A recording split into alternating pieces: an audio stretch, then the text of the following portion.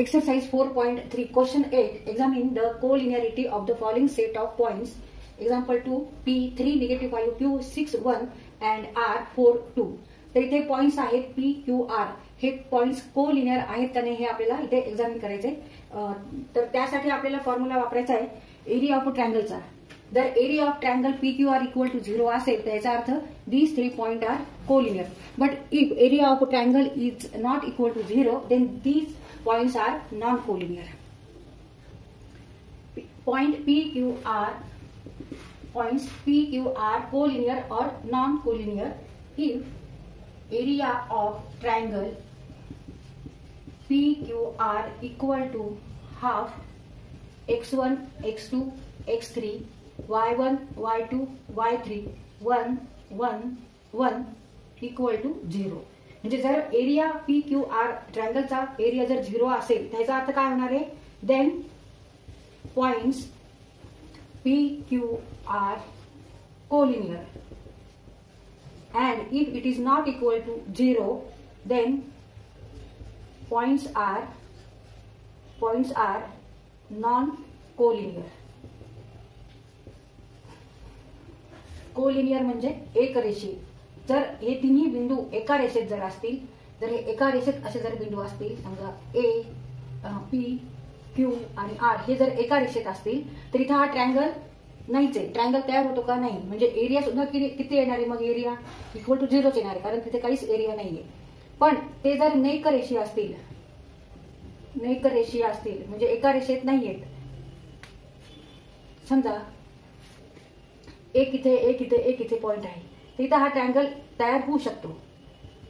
असे जर असतील तर इथे ट्रायंगल तयार होतो कारण हे एका रेषेत पॉइंट नाही. जरी P आणि R हे जरी एका रेषेत आहेत किंवा P आणि Q हे जरी एका रेषेत आहेत, Q R हे एका रेषेत आहेत, पण हे तिन्ही एका रेषेत नाहीयेत, त्यामुळे इथे हा ट्रायंगल तयार होतोय. मग अशा वेळेस एरिया इथे काहीतरी येणार. Then here area of triangle is not equal to 0. पण इथे काय येणार आहे, area of triangle equal to 0 येणार आहे. ह्या बाबतीत असं होणार आहे आणि ह्या बाबतीत नॉट इक्वल टू 0 कारण काहीतरी एरिया येणारच आहे. तर हे आपण चेक कशावरून करणार आहे तर ह्या फॉर्म्युलावरून. Area of triangle equal to half x1 x2 x3 y1 y2 y3 1 1 1. तिथे डिटर्मिनंटची व्हॅल्यू काढायची, त्याला 2 ने डिवाइड करायचं. If it is equal to 0 then points are collinear. If it is not equal to 0 then points are non collinear. Given points are P 3 negative 5 6 5 Q 6 negative 5 R 4 2. Therefore x1 y1 is 3 negative 5, x2 y2 is 6 1 and x3 y3 is 4 and 2. Area of triangle PQR equal to half x1 x2 x3 means 3 6 and 4, y1 y2 y3, negative 5 1 and 2, negative 5 1 and 2, 1 1 1. आता आपण हा determinant solve करू, म्हणजे expansion formula वापरून आपल्याला तो solve करायचा आहे.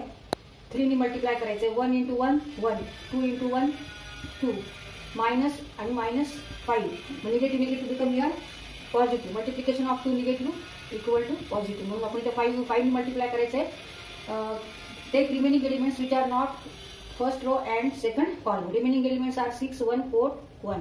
Take cross multiplication and subtract. Minus आता इथे प्लस घ्यायचंय, प्लस 1 ने मल्टिप्लाय करायचं. Take remaining elements which are not in first row and third column. मग 6 into 2 12 मायनस 4 into 1 4. तर सॉल्व करू आपण. Half in bracket 3 minus 1 plus 5 2 plus 1 8 equal to half in bracket negative 3 plus 10 plus 8. 3 into negative 1 negative 3, 5 into 2 10, 1 into 8 8 equal to half 7 plus 8 means 15 divided by 2. 15 divided by 2 square units and it is not equal to 0. Therefore, these 3 points are non-collinear. For answer, PQR non-collinear points.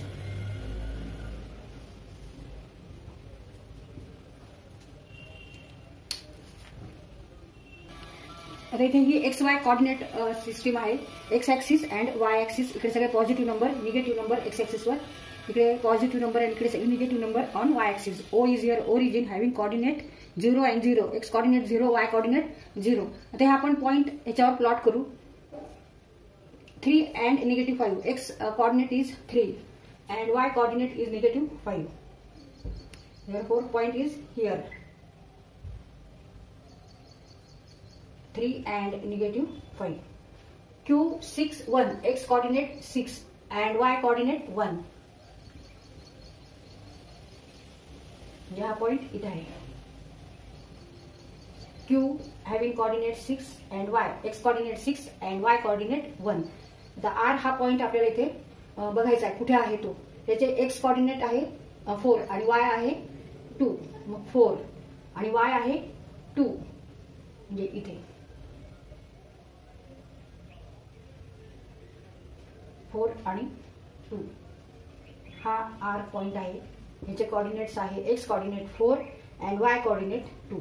आता हे तिन्ही जर point बघितले आपण P Q R, हे तिन्ही point एका रेषेत नाही. इथे एक ट्रायंगल तयार होतोय, त्रिकोण इथे तयार होतोय एका रेषेत नसल्यामुळे.